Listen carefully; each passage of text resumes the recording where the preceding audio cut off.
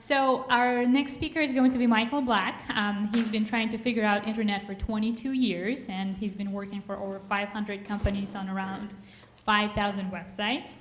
He has worked with Walmart, Thrifty Car Rental, Dollar Car Rental, Bayer Pharmaceuticals, Blu-ray, and he marketed everything from diamonds to doorknobs. He's a veteran speaker here at WordCamp, Kansas City, at PopCon, HubSpot meetups, and Entrepreneurship Week. He loves working with CEO and CEM, and he is here to demystify them for us.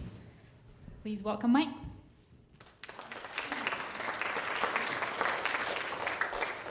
All right, is this thing on? Can y'all hear me? Hello. How many of you have heard me speak before? Okay, God love you.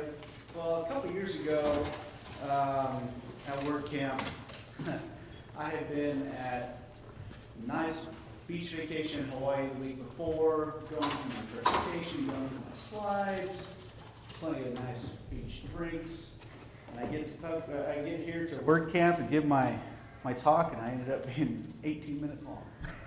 I swear, when I was drinking, it was taking 45 every time. So, today I'm going to try to be a little bit more respectful of your time and actually give you good content for the whole time. So I've got some good timing here. So if you could please hold your questions to the end. I should have hopefully about 10 or 15 minutes for y'all to ask any questions you might have. But we interrupt during it, I might not get to everything. So thank you for that lovely introduction. I'm not sure who wrote that, but it's pretty good. I have been an SEO for 22 and a half years now. I started off right out of high school with my first business where I was pulling network wires for small businesses like doctor's offices and veterinary clinics, etc. And they said, what's this internet thing and how do I get my business on it? I don't know, I'll figure it out. So, 96, I was figuring out how to make websites for these clients with the awesome animated flags and the dancing dogs and all that junk that you see all the time. And they said, great, thanks for the website. Now, how do I make this make me money? How do people find this so I can increase my business? And I said, I don't know. I'll figure it out. And here I am over 22 years later, very blessed to still be figuring it out. It changes all the time. So today I'm going to be talking about one aspect that didn't matter at all in the beginning, started to kind of matter about 8 or 9 years ago, and then really matters now, and that's site speed. So I'm going to talk through some of the things that you can do to decrease your page load times and talk about the effects that it has in Google. So Google likes fast websites. You know why? Because users like fast websites. Google started looking at page speed as an official metric in their algorithm about 2010. Google was playing with it before 2010. I saw it mentioned in some of their patents, and I saw some experiments with it. And I did some tests and I found this out to see what kind of impact it had. And the faster I made my sites for my clients and for myself, the better it ranked. And that was literally the only thing I worked on for about 6 months, just to see if I could have an isolated experiment to see what happened. So, there we go.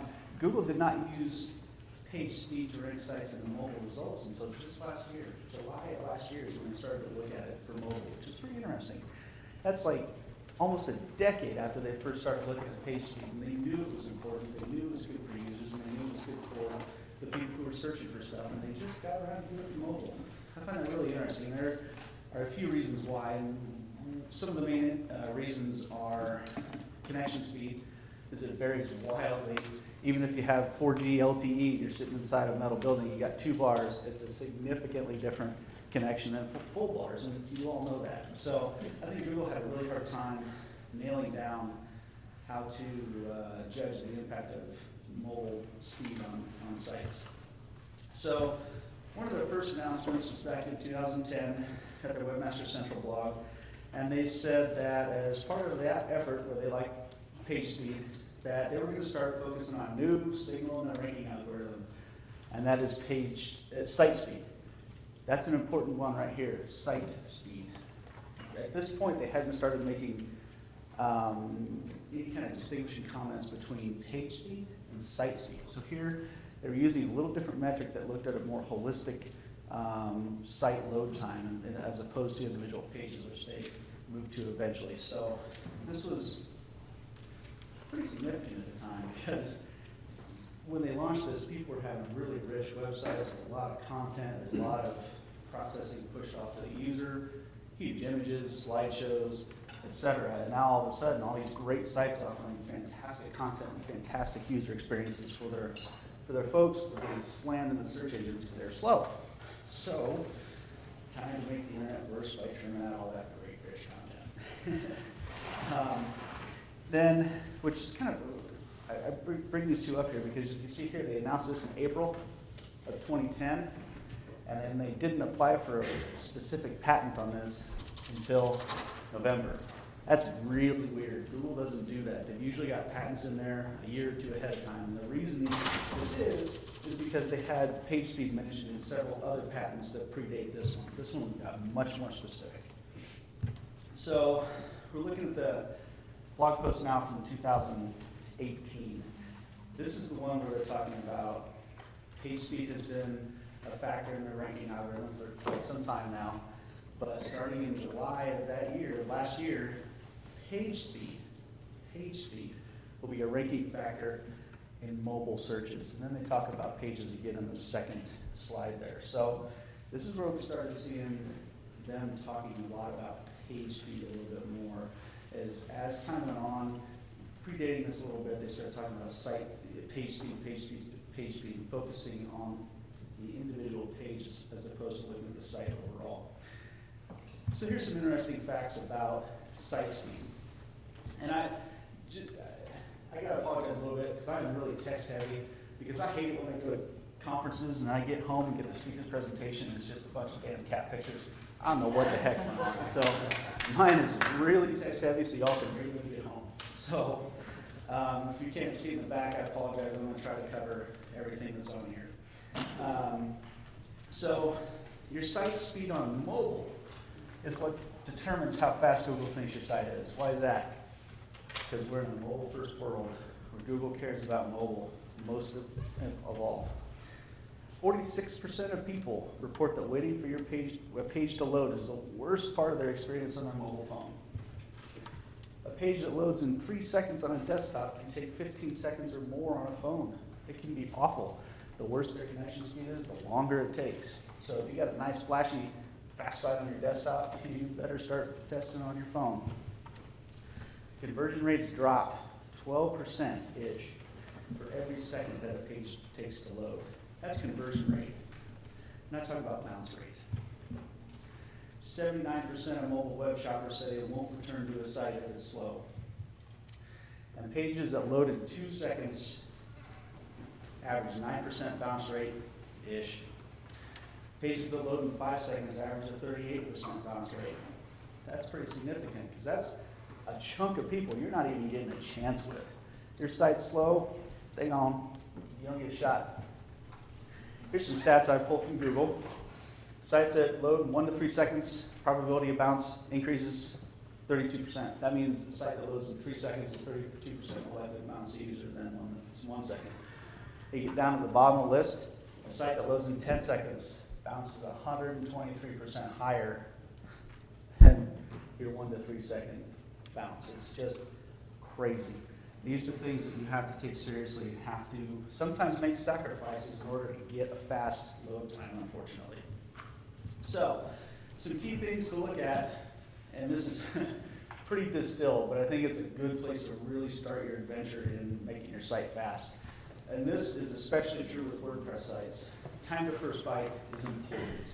You've got to look at that because time to first byte is how long it takes your server to get its act together before sending out any information at all to the user.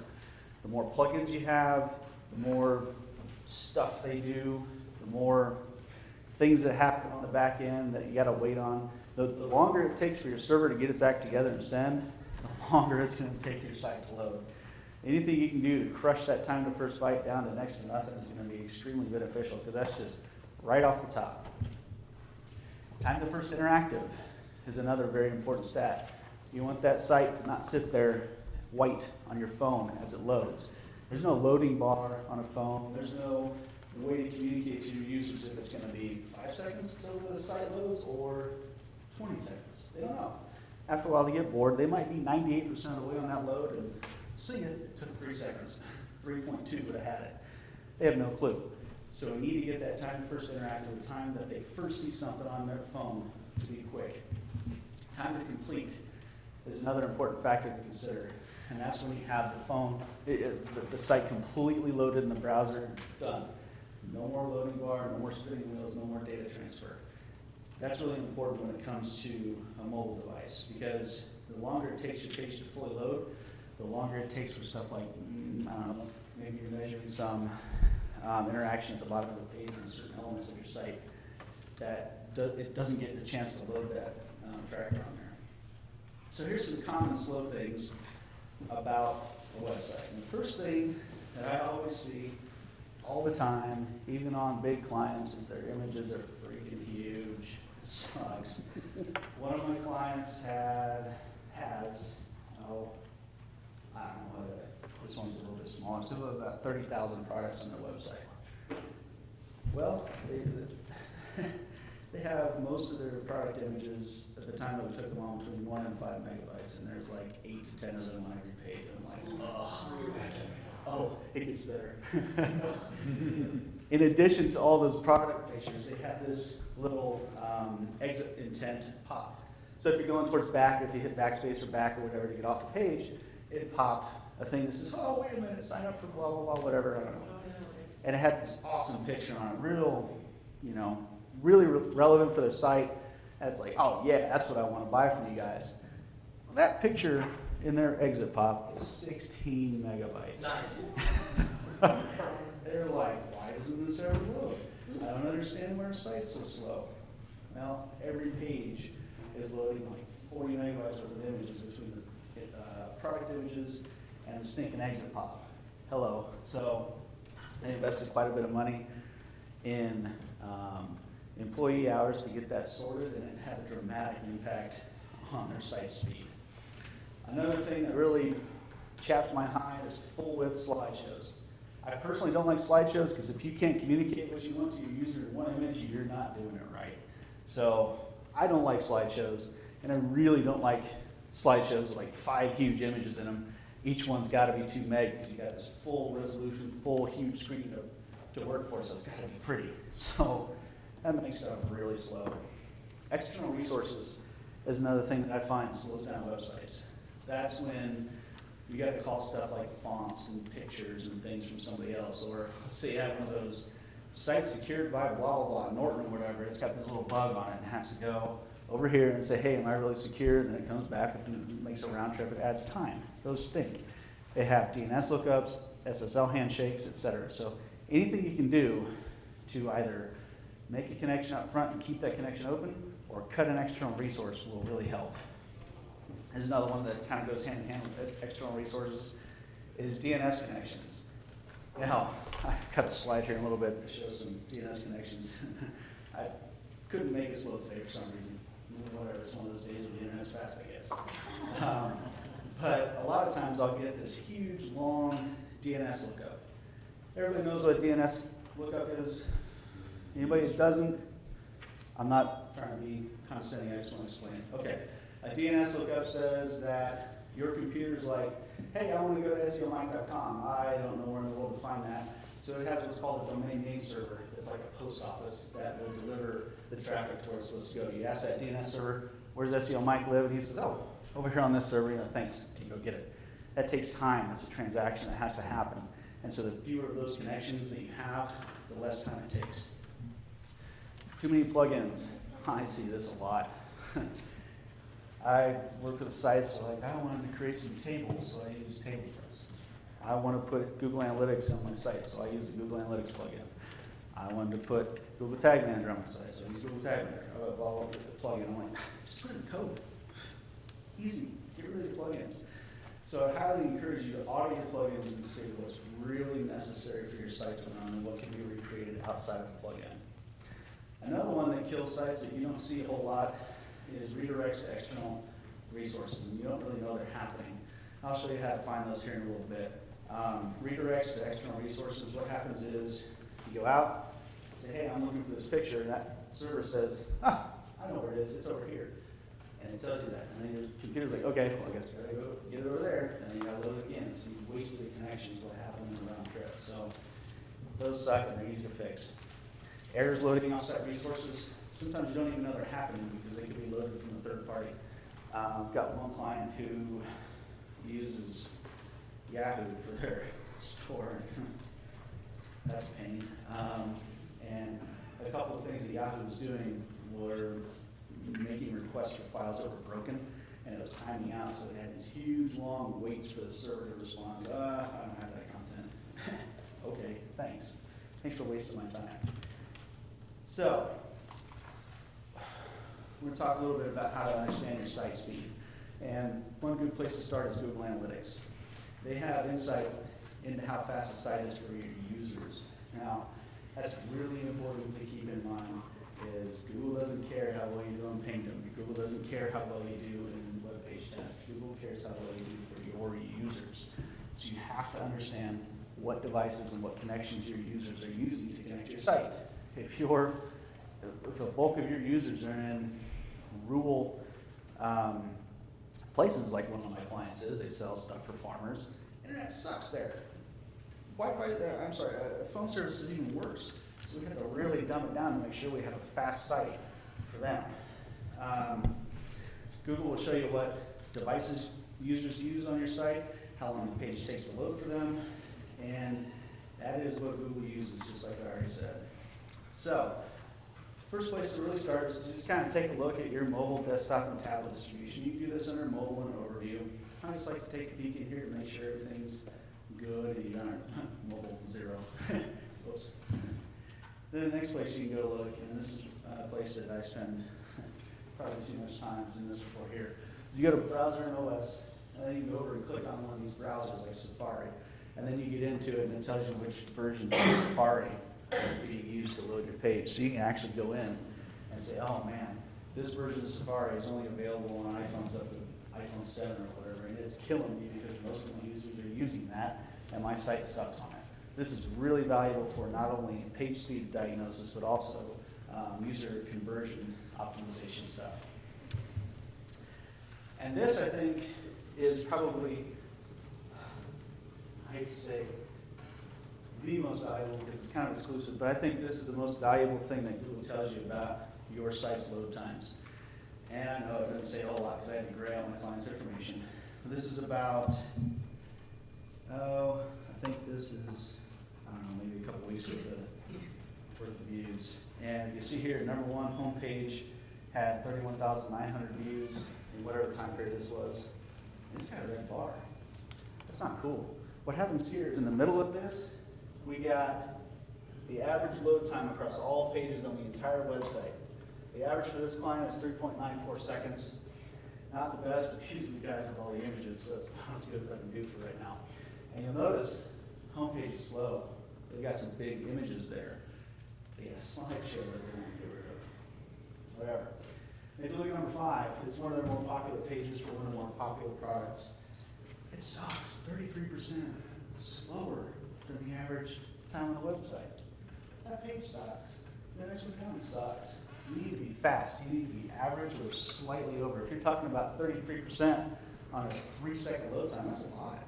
So you need to be looking at the page timings because it can tell you which pages have some stuff wrong with them. It might really show you where you've got that hidden 5-megabyte image on your website. This is an important place to start your work. So use this to gather the list of pages you want to start working on, and then get to these other things I'm going to show you. Another thing that you can look at is the speed suggestions, which is another thing under site speed. And if you see it on the right, it says 7 total, 6 total. It's got a little box you click out. That'll fly you out to Google Page Speed Insights, which will give you a score on that page and tell you some things you can improve. This one, I find, is a little extra nerdy sometimes, and it'll give you a nice score, tell you things, and it gives these guys this page at 95, which is pretty good. And then it tells you things like this: ensure text remains visible during web font load. How do you do that? Well, here's the things, and Leverage the font display CSS feature to ensure text is user visible while web fonts are loading. Who knows how to do that except developer? That takes me a while to figure out, I'll tell you what. So it's a little enigmatic sometimes, but the suggestions are good. And one thing that's really important to remember about this stuff is this is Google telling you what to do. This is Google telling you what makes them happy. You better listen and you better work on it. One thing that's at your disposal if you use Google Chrome is the developer tools. I'm sure most of you are very familiar with that. If you're not, you right-click the page and one of the items on the list will be Inspect. Click that and it'll bring up this console for you to play with. That has a network tab on it where you can mess with your network connection. You can also see how connections are made. You can check load times, look for errors. You can also simulate the connection speed. And this is what it looks like. So you see up there, you get elements, console, source, network. And then you can see on the right side it says, by default, no throttle limit. And you have some options there to choose different connection speeds so you can make your computer a little slower and behave like a different connection now. So that helps. You can also add a custom connection speed. So that's pretty helpful if you know what you want, get a little bit nerdy. But there are also third-party sites that you can use to test your website. There's several of them and they each kind of do different things. Popular sites include webpagetest.org and Pingdom. I like webpagetest. That one gives you good stuff. I find it to be the most useful because I can play with it, see the immediate result. I can really see what's going on there, probably because I'm just used to it. Provides details on what's loading and how long it takes. So it allows you to test your site from a whole bunch of different servers around the world to see what's happening. It allows you to simulate different browser speeds, connection speeds in browsers, and it gives you really good actionable results that you can really check out. So when you get there, this is what it looks like, and I've got the advanced settings pulled down. And I always play with the advanced settings so I can adjust the connection speed and tell how many tests and stuff. You can see here they've got quite a few options for test location, and they tell you what browsers they can simulate at the different locations, which is really helpful. And then this is another one where you've selected your location, and then within that location, here's where it really allows you to get down and say, I want to test on IE11. I want to test on Microsoft Edge. I want to test on Chrome. And that's all really good stuff to be doing. Down in the advanced settings is where you can adjust your connection speed, and I play with this one a lot. And you can inform which speed to choose based on what analytics say your users are using. And another nifty feature that I thought I'd mention about this that I don't think gets enough attention is the fact that you can test a dev site that's behind a login, which most of my clients do. They put their dev behind the login because nobody wants to see that. Well, you can put your username and password right there. Bam, well, what do you go? You can test gated content, which is really helpful. So this is what the output looks like, and this is not the full detail. This is a small site, basically, because otherwise it's like 3 feet long. So each one of the things on the left is numbered, and it tells you the order in which this resource was loaded. The gray box, of course, has address. And then on the right-hand side, you have different information about each thing that loaded.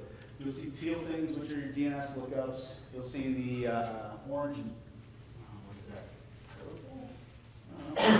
That is the SSL handshake. And then we get into the actual resource loading in the blue blocks or brown or whatever. And you can see different stuff using this. It's really very helpful. So see all these little things over here? They're way out in front of the actual request. We'll talk about those in a little bit. That's something you can do to help. The big pink bar there is when your site's visually complete and ready to go. And then across the top, you can see there's a numbered scale. That's how many seconds those events happen. So now let's look at a client that's fairly new to me, and as in I haven't even completed their initial setup yet. This client's got some big stuff, and it takes their site a long time to load. We're all the way out to 14 seconds on the bottom right of this thing because they've got huge images in a slideshow. We've got a giant video, another giant video. We've got some really long SSL handshakes happening as well. So this site definitely needs some work. Now, let's see what Pingdom can tell us. Pingdom allows you to test your site from geolocations as well, but it seems to be a little bit more limited than what WebPageTest does. I found their results less informative than what I get out of WebPageTest, and that's personal opinion. And I've also noticed that sites that get really good grades on web page test get a terrible grade on Penguin. And I've got an example back here. So this is what the screen looks like. And then you can choose the different locations from which you want to test. There's no speed throttling or anything that I can find. Maybe even page tools, which I don't subscribe to. So here's a site that I've tested, one of my client sites, and always makes me chuckle. The performance grade is a D. The load time is 934 milliseconds. I think that's kind of funny that something that loads in under a second got a near failing grade on being speed optimized. So, you always take these things with a grain of salt because it's only, whatever the developer intended. But they do give you some really good information here on best practices. They'll tell here, F0, they want me to reduce the number of DNS lookups. I know. I can't do anything about it, so I made it fast. And then they give you a little paragraph here describing the issue and giving you a best practice that you can adhere to. And I find that to be pretty darn good. Another thing I like about the Pingdom test is it shows you the weight of different things on your website. So if you look at the top left, content size by content type for this client, 58% of the page is scripts. Come on. Then we got 30% on images, and then it goes down from there. And then you can see the number of requests, the requests by domain, and all that kind of stuff. It's really cool. I enjoy that part of their report. So now the big question. How fast should your site be? How hard do you want to work? How fast should it be? Always. Okay, that's stupid. Don't say always. Never say always, whatever. I recommend that you test and optimize with a mobile-first point of view. Look at how your site performs on a mobile device. Look at how your site performs on mobile connection. Take the phone out of your pocket and try your site. Look at it as it functions, and always test according to mobile first, because that's how Google ranks you. I always recommend that my clients have their site interactive in 2 seconds or less on a mobile device. You've got to get something in front of somebody where the bounce rate goes through the roof. I recommend that pages should be as light as possible. Best practice target, which is almost unattainable sometimes, is under 500 kilobytes. But just keep it as small as you possibly can. Time to first byte should be under a second. If it's not, you got something going wrong in your server. You need to really look into what's happening there. And if possible, the number of resource requests should be less than 50. So that's all. And those are some really good tips. Sorry about that. I was going really fast. Okay, ready? Cool. Okay, so most of Google's statements about site speed lately for the last several years have been about page speed. So this is a really important thing to remember, because you should be testing your pages versus your competition. If you're on page 2 of the Google results and you look at page 1 where you want to be, test all those guys on that first page. See how their site speed is. And remember, with a grain of salt, there are over 200 different factors why any given site ranks where it does compared to all the rest. And site speed is one factor. So they could just squash you with their links and their quality of content, and making your site faster is not going to help you. But when all things are roughly equal, which they rarely are, you can really make some headway making your site fast. And I've seen big improvements from this. Not only do you get better ranking, but you get better conversions, better engagement. Google likes that. They want to send their users to a site that converts, that sells, that engages them, keeps them. So as your site is faster, it gains more traffic, it gains more conversions, it gains more engagement. That's all quality signals that Google loves and will continue to keep you going up and up and up. So your pages, just get site speed out of the way. Make them faster than your competition. Just get that one as a green check mark and move on to other stuff. There's a pretty interesting tool from Google that, as a consultant, whatever you want to call me, I've had to use for several clients to justify the work that it takes from their developers or from their third-party development company and the expense of doing it. This helps you justify making the site fast. It's at thinkwithgoogle.com/feature/test-my-site.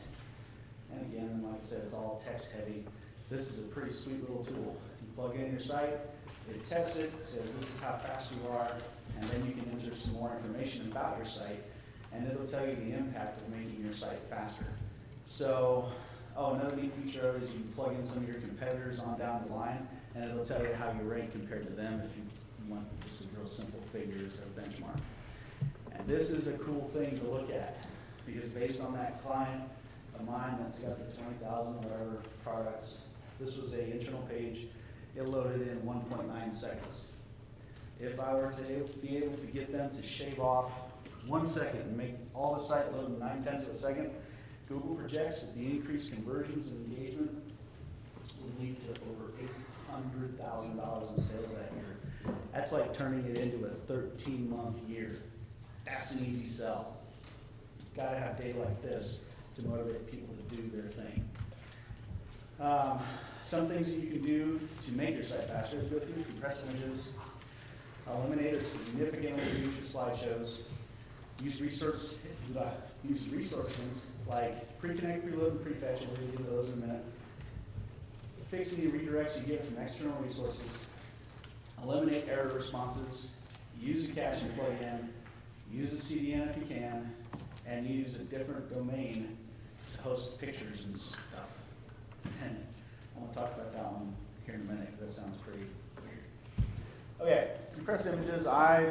When I don't use Photoshop, I will occasionally play with one of these online things, but always check the EXIF data, the metadata that's on the image in case they eject something there.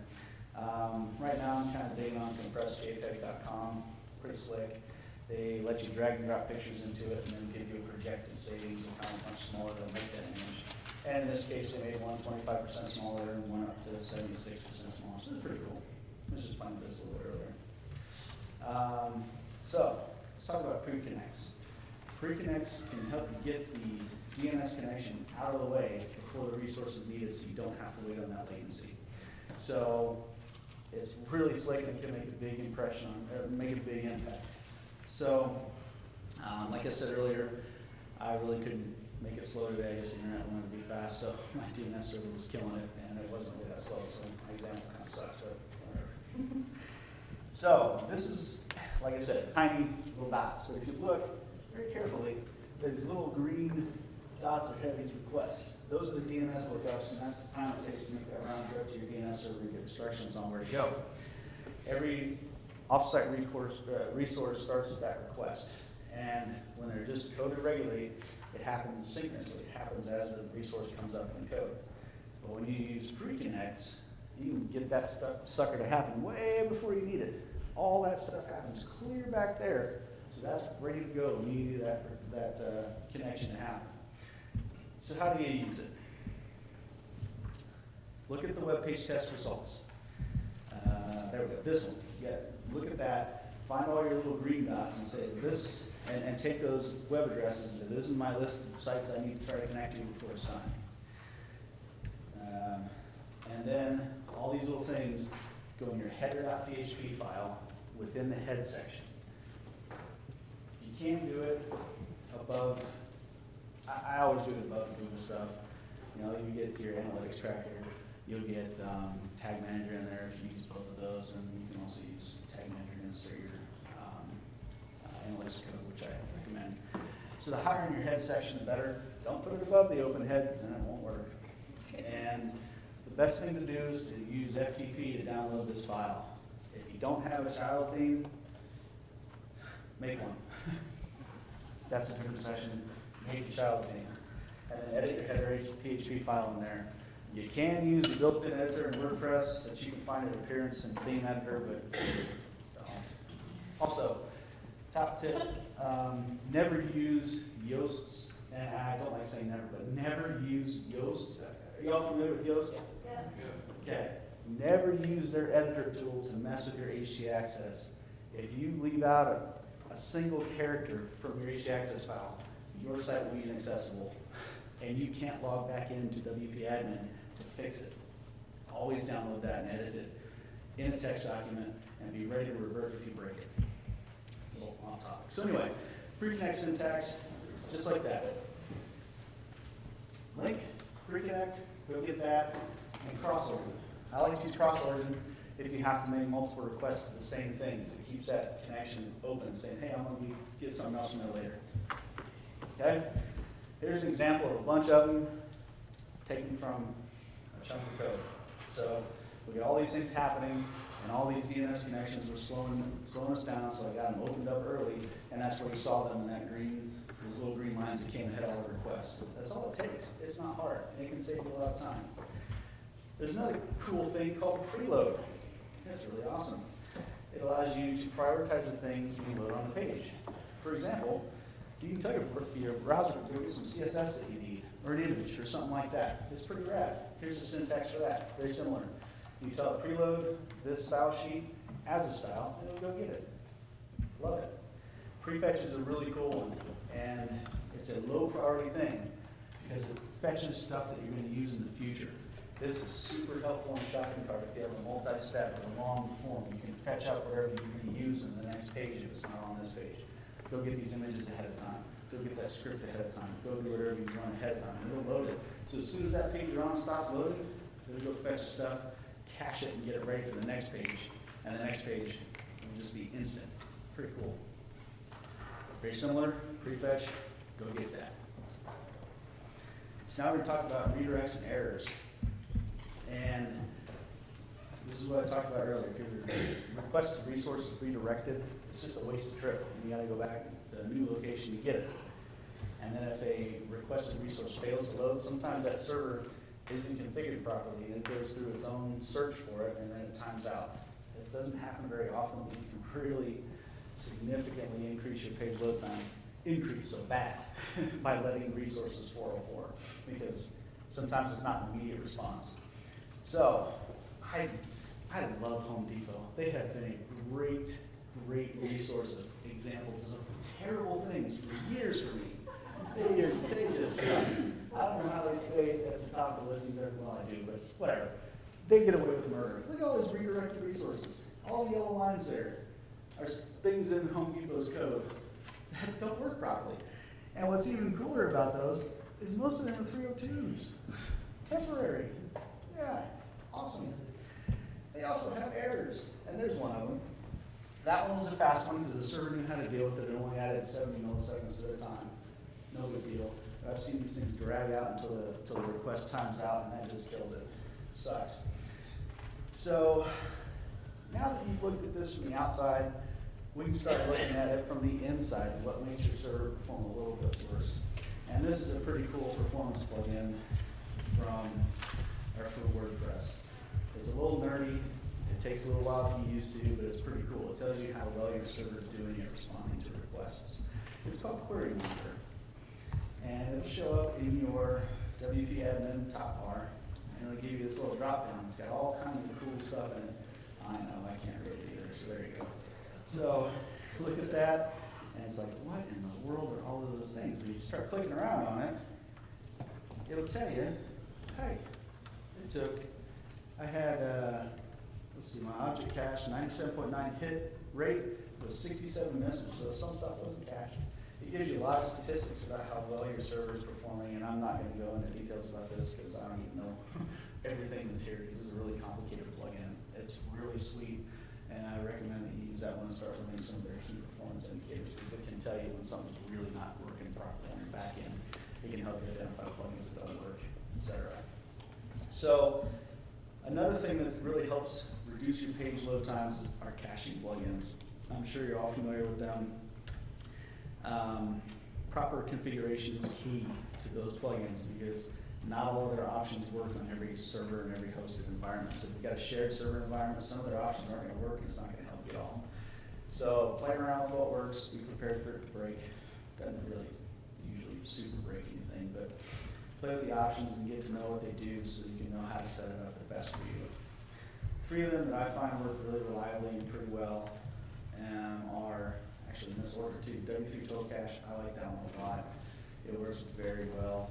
WP Super Cache works really well. WP Fastest Cache also works pretty well. Each one has slightly different configurations and all that stuff, so you really got to know what's going on with those. I use W3 Total Cache on most things.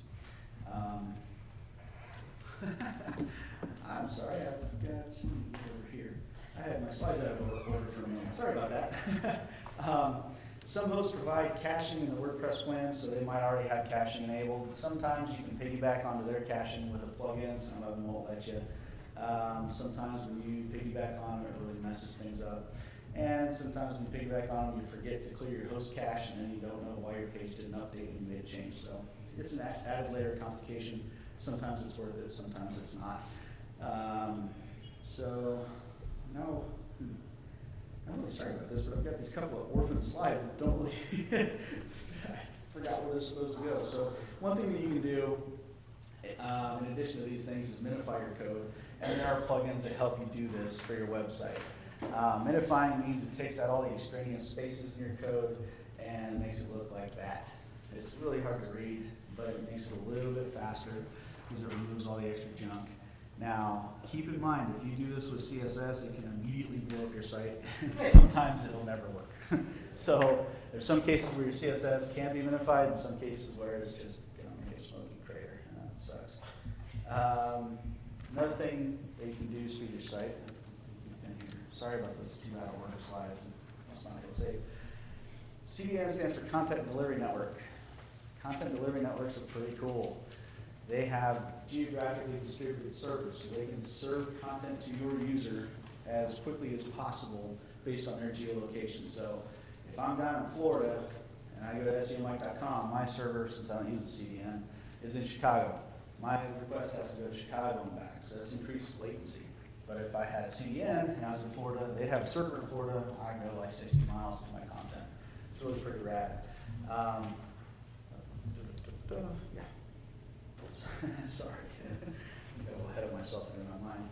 A lot of the CDN services offer a plugin to make it work, and the reason that I don't have CDN is because I was having a really hard time making it work with my extended verification certificate. So I, at the time, couldn't find a resource for using my EV cert without paying a bunch of money. I didn't want to do that because they all use like Qualcomm certs. Anyway, some popular CDNs: StackPath, Cloudflare, and Cashfly.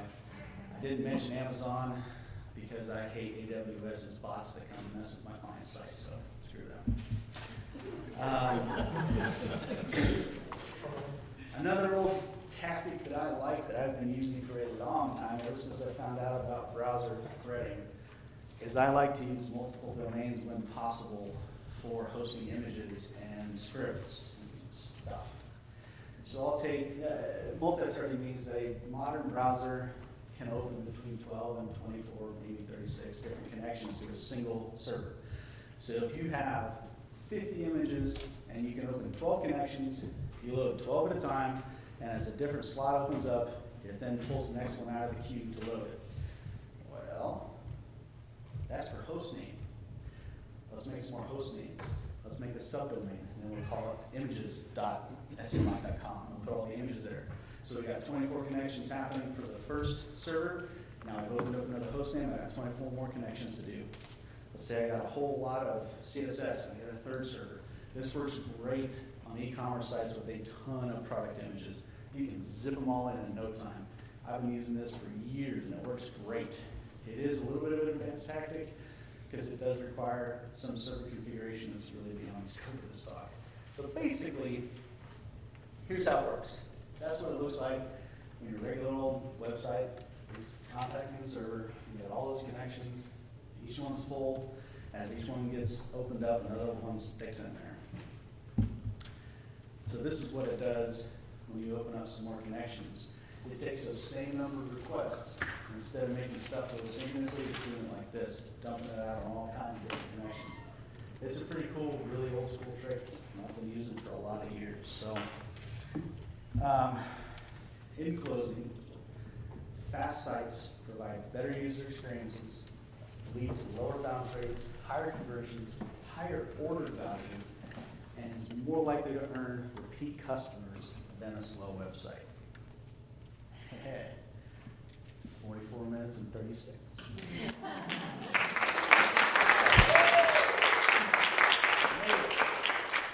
That's what happens when I don't minutes for questions and cross my fingers and then yeah. A question. Okay, at HCI work at the super. I want type B, but yeah, it's a marketing agency, so that was wrong. Big images and all that stuff. So when I'm showing them the results, do you think it's best to show Google page speed results? And then there's also GT metrics, which seem like that's totally a different scaling. So it seems like they vary wildly. So It does very wildly depending on the tech savviness of the people you're talking to. and they're just looking at the score. That's all we want is the score to go.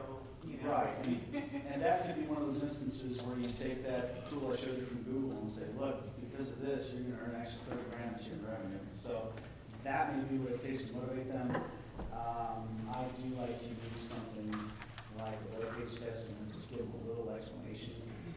But you also have to be careful because I know you can't worm sometimes and say, well, why aren't you doing that? Yeah. Well, it's not really possible. So it really depends on your audience and kind of got to feel them out. But if you're dealing with an ad agency and they're having a really hard time of understanding why they shouldn't put 50 huge pictures on a website, this is where you start talking about how important site speed is to be able to show them some examples of the increase in conversions from faster sites. And so with those images, you mentioned the multiple domains. Like, how do you call those in? Are you calling them into a link or?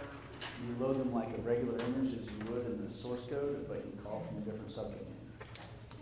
Like I said, it takes a little more configuration than I have time to talk about today. But it's fairly straightforward code, it's not stuff. Anybody else?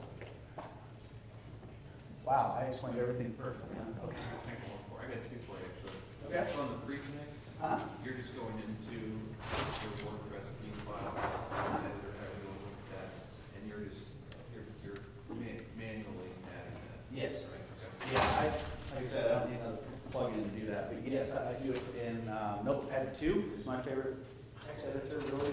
And David's got a lot more options in Notepad, not too many. So yeah, I just hand code them right into the head section and then run another test and see what happens. When you do that kind of stuff, you'll rearrange and prioritize a little bit differently than what originally loaded. So you kind of, I usually go through two or three iterations of a test to make sure it's working properly. Absolutely. Back up your site first. Like, Yeah. before anybody touches anything on your site, back up your site. Yeah, of course. That's always best practice. And use the child thing. You update that thing, all that's gone.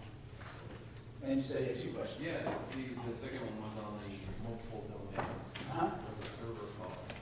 Any quick tips or maybe a reference on your site or something to go to, how you set that up? It really depends on your server environment, if you're allowed to do it, if you've got a dedicated host, and what kind of server you have, how you would configure your DNS to match that, because you have to go do DNS configuration and configure your server answer that, so there's a little. Pretty complicated. It's not horrible, but it's not like a. Cool. Good stuff. Yeah. Piggybacking on that question, with the subdomain images, does that apply into like when you're uploading images through the admin section of WordPress, or would you always have to like upload them in mass? Does that make sense? Like, It is does. it just for the setup? And you know what, when I do it, it is always outside of WordPress, so I call it, I have to upload it differently in File Manager, so it doesn't get to the Media Manager. So it's like an extreme tactic for extremely slow and image-heavy websites. Yeah. Because yeah, it does add some overhead for management. And it wouldn't help when your clients are like doing the crazy thing. The initial setup. Right. Yes. In terms of image sizing and compressing them down, and I know you deal with also the high res, and do you, like if I have a slider image, what's the ideal size to keep in mind for like a 1024, and then also, are you supposed to double the size for high res stuff? And what's the rule of thumb with that? It's for me, because I'm not a design guy, I'm a nerd, I shrink an image till it starts to look like crap. Until I start to see the artifact of the compression, Distortion. then I stop and I take it back up a notch and say, okay, well, if I want it to get any smaller, I have to then reduce the container that holds it. So that's kind of my spot where I stop. Some things will also use like image source sets where they're like generating to where they serve a smaller image on mobile or something like that. And on images, I would also say I see a lot of people losing site, like adding unnecessary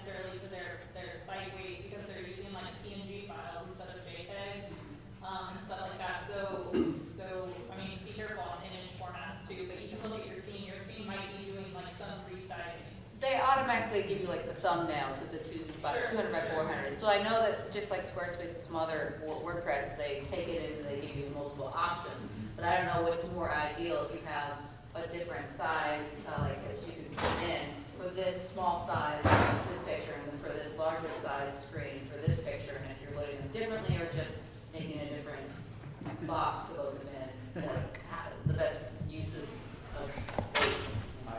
Like she said, there's different sizes available.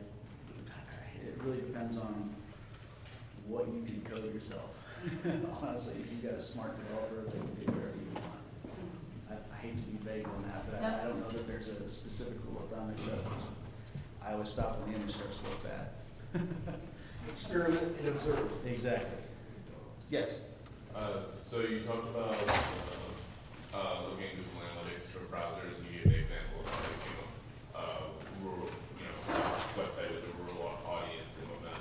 If you do see something in that report where on a particular browser the site is just like damningly slow, what is your kind of at a very high level action items like from that? My next action item will be to estimate how much lost revenue that's leading to. So with my client with a lot of rural targets, they sell steel buildings. So when that rural visitors come and the potential sales $30,000, $50,000, $60,000, oh man, my conversion rate's off a couple %. That's substantial.